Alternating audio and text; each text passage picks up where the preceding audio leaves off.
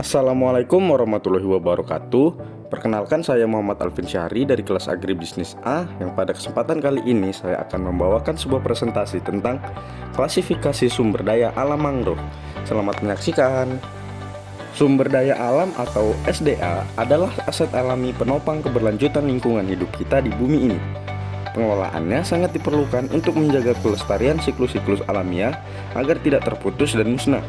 Berbagai upaya mesti dilakukan untuk mewujudkan suatu pengelolaan yang baik dan sesuai dengan kondisi alam. Sumber daya alam merupakan fungsi serta berkedudukan dalam suatu perekonomian, yaitu sebagai modal alam. Dalam suatu pembangunan, sumber daya alam merupakan faktor terpenting, yang itu sebagai modal alam yang dapat berinteraksi dengan ekonomi, seperti penyediaan kebutuhan bagi sumber daya manusia dan juga modal dalam proses pembangunan. Klasifikasi sumber daya alam. Yang pertama adalah berdasarkan ketersediaan dan kemampuan pembaruannya. Mangrove termasuk ke dalam sumber daya alam yang dapat diperbarui.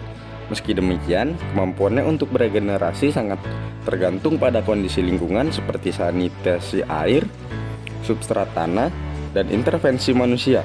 Jika rusak parah atau ditebang secara masif, regenerasinya bisa sangat lambat atau bahkan gagal. Kemudian ada berdasarkan kepemilikan dan aksesibilitas. Hutan mangrove umumnya merupakan milik negara atau milik umum yang dikelola oleh pemerintah daerah atau pusat. Namun, dalam beberapa komunitas pesisir, mangrove juga dianggap sebagai sumber daya milik bersama yang dijaga secara adat. Ketika akses terbuka tanpa pengawasan, seringkali terjadi eksploitasi berlebihan. Masuk kepada berdasarkan pemanfaatan ekonomi. Mangrove menyediakan berbagai produk langsung dan tidak langsung. Berdasarkan produk langsung yaitu kayu bakar, arang, madu, dan hasil perikanan. Dan produk tidak langsung yaitu jasa ekosistem seperti perlindungan pantai, pengendalian banjir, penyimpanan karbon, dan nilai estetika atau ekowisata. Lalu berdasarkan sifat fisik, mangrove dapat dikategorikan sebagai sumber daya hayati atau biotik dan energi, menyediakan ruang habitat bagi banyak biota laut dan darat. Selain itu, kemampuannya dalam menyerap emisi karbon menjadikannya komponen penting dalam strategi mitigasi perubahan iklim. Lanjut masuk kepada poin berikutnya adalah implikasi ekonomi dan lingkungan dari pemanfaatan sumber daya alam. Yang pertama adalah kelangkaan, yang dimana menurut sudut pandang Marx, kelangkaan atau keberlimpahan suatu barang itu bersumber dari permintaan. Gervais dan Trautmann tahun 2009 menyampaikan, ketika permintaan akan sesuatu itu meningkat, maka akan membuat persediaan sesuatu tersebut menjadi sedikit. Dan jika permintaan berkurang atau berhenti, itu akan menjadi berlimpah. Lalu yang kedua adalah daya dukung. Pengertian daya dukung lingkungan atau carrying capacity dalam konteks ekologis adalah jumlah populasi atau komunitas yang dapat didukung oleh sumber daya dan jasa yang tersedia dalam ekosistem tersebut.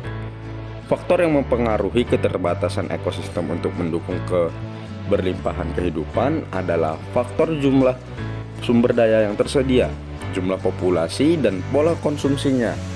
Salah satu contoh kasus tentang alam mangrove ada di Desa Bedono, yang merupakan salah satu wilayah di pesisir Kabupaten Demak yang telah mengalami abrasi hebat selama 2 dekade terakhir.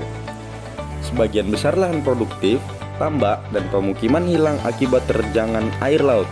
Namun, masyarakat Desa Benono tidak tinggal diam.